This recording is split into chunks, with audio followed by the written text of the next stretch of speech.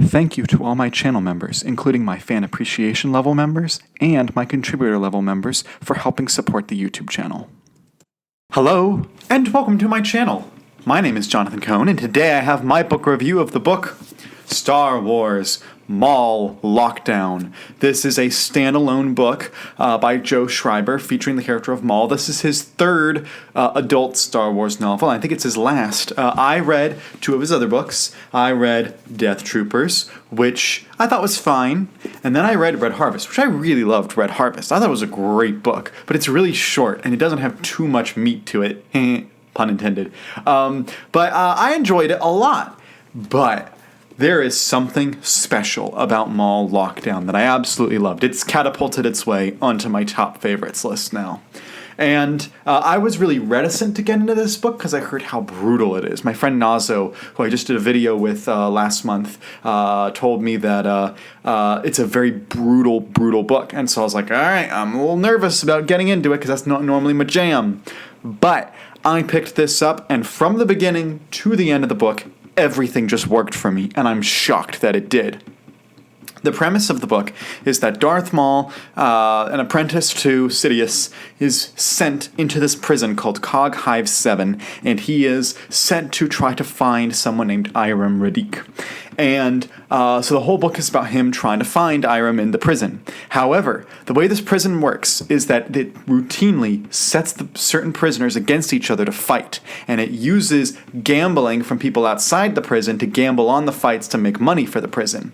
And so Maul has to not only solve the mystery, but also win his fights and survive, because they're like fights to the death. So he has to survive and find a way not to die.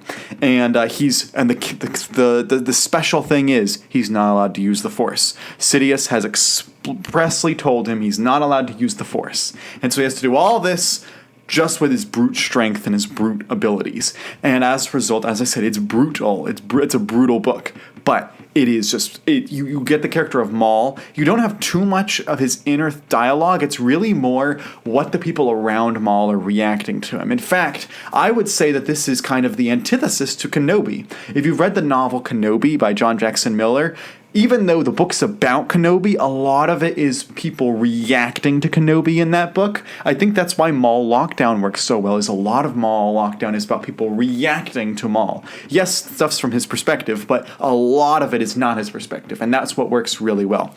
All of the rest of the cast, any of them could be Radic. You don't really know. And there's a little mystery there of trying to figure out who is actually, because you believe that someone is masquerading as Radic. And I was certain I knew who it was. I had it pegged from the moment this character showed up. I was like, it has to be that person. It has to be that person.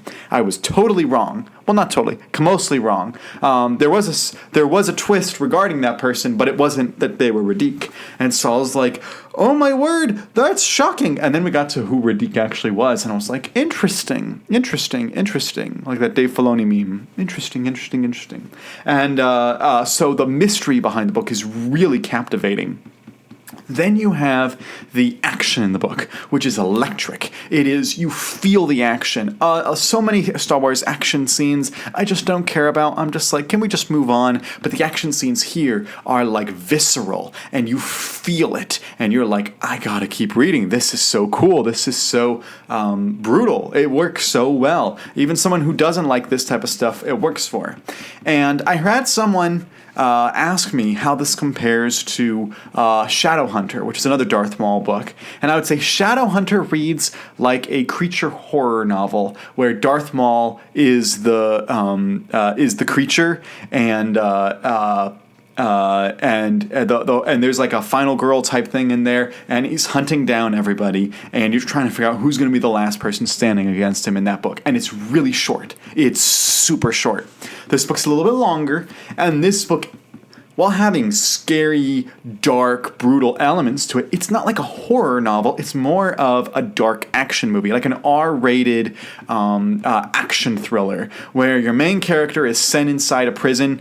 It reminds me of, like, there's like a Mission Impossible. I think Mission Impossible 4, he has to go and infiltrate a prison, but it's only for like a short sequence. And there's another spy movie where the main character has to infiltrate a prison. And it's like that, but if the whole movie was set in the prison, and if the movie was very brutal, like R-rated action. Not R-rated in other stuff, just in the action, just in the brutality of the action.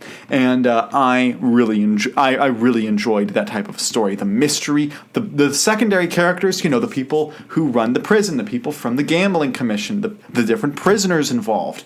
All of that worked super well, and I was really interested in all of them. And I was interested in the mystery. I won't give spoilers. I'll just say, after reading about who Radico is, I had questions about him. And then I looked at Wikipedia, and I was like, they have the same questions I do. And so I wish we got those answers, but we're probably never going to. But I just, everything just works about this. And by the way, there are several connections. One thing I really like that Schreiber does is he makes a lot of connections. There is one sequence, one page basically, where he kind of references the events of Cloak of Deception by James Luceno, which I thought was very clever and very well done. This is the type of thing that James Luceno would do, is reference other people's books, but instead it's Joe Schreiber doing it, which I liked. Which he didn't really have the opportunity to do that in Death Troopers or Red Harvest. They just one is set in the Old Republic era and not near anything else, and the other is about zombies and just doesn't fit to reference other stuff.